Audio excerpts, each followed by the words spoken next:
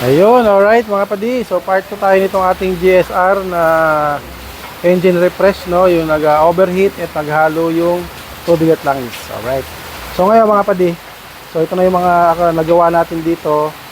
So ngayon ito na yung cylinder head niya mga padi.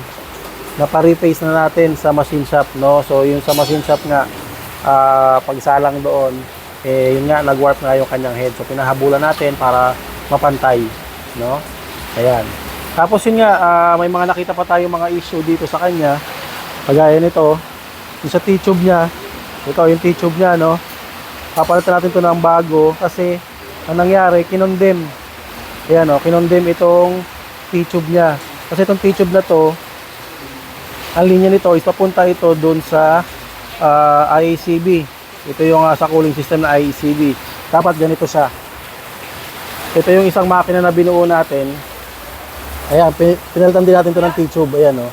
Ito yung T-tube. Yan. Tapos yan, papunta ito doon sa, sa IACB. Cooling system to ng IACB, no?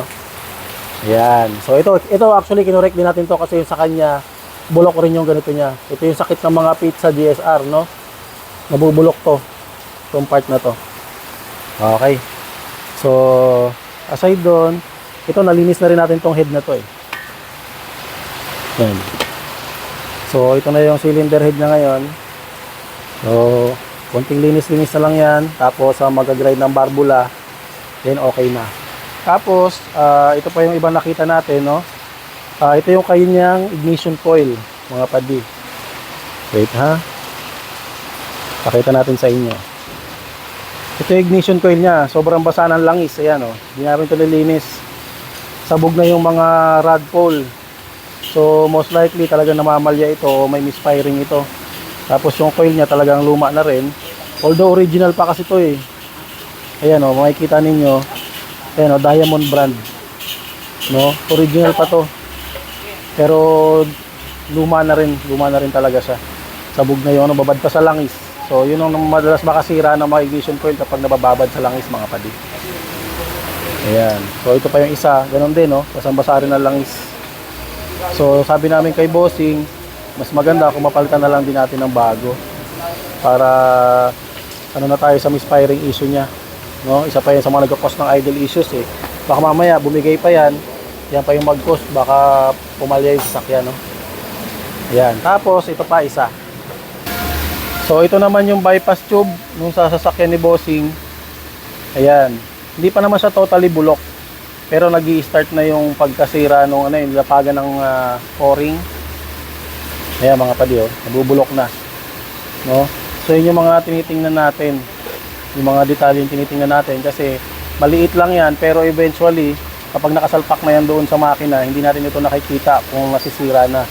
So baka mamaya ito naman ang bumigay, mag-overheat ulit yung makina ni bossing. So unahan na natin lagi. Yan, ito pa yung kabila. Yun yung kabila, oh. Oh, sobrang clog na ng kalawang. Tapos yun nga, nabubulok na din siya. Ayan, oh. Ayan, nabubulok na yung lapagan ng o-ring. Okay. So water pump niya, papalitan na din natin, no? Baka kasi sa cooling system ng makina, yun ang priority natin, mga padi, para iwas overheat tayo. Ayan. Ngayon, ito naman yung mga pyesa niya. Nalinis na natin yan, yung intake manifold, yung kanyang mga sa transmission, yan, nalinis na natin lahat, no? Yung makina niya na rin, nililinis na natin yung engine block. Tapos itong mga pyesa, yan, na-check na natin at nalinis na rin. So, actually, doon tayo nagtatagal minsan sa paglilinis at pag-check para masureball natin na pag binalik natin lahat ng mga pyesa niya, maayos at na-check natin na maigi. Yan, so ito na yung ating engine block, no? Nilinis na rin natin ito. Ayan, na-check na rin natin yung bore niya. Okay yung bore niya, wala tayong nakitang mga kamot or gas-gas sa loob. So okay naman. Tapos yung kanyang transmission, so ito ongoing ang cleaning namin ng transmission dahil bukod dun sa mukhang binahayan ng mga mababait. Yan, kasi marami tayong nakitang mga oops ng mga daga, no? Ayan, so linisin natin maigi para sa pag sinalpak natin, maayos. At if ever magkaroon man ng leak ulit, makikita natin agad dahil malinis na yung transmission.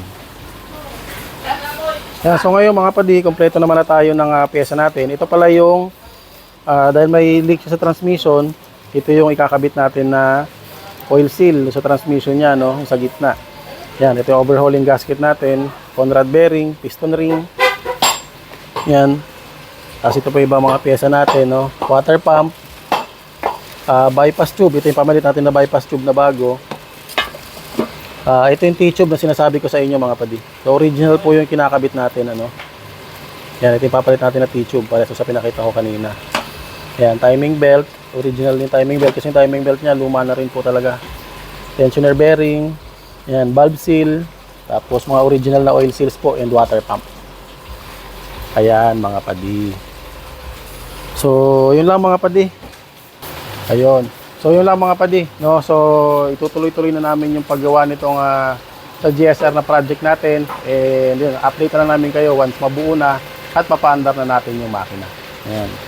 So namin na makina na binubuo nung isang araw kahapon. So yan, nakakabit na.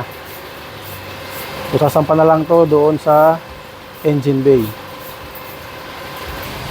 Yan. So pag nabuo yung ating Lancer, ito Lancer pizza naman tong binubuo natin, no. So ganyan din ang magiging itsura ng ating GSR pag binuo na natin.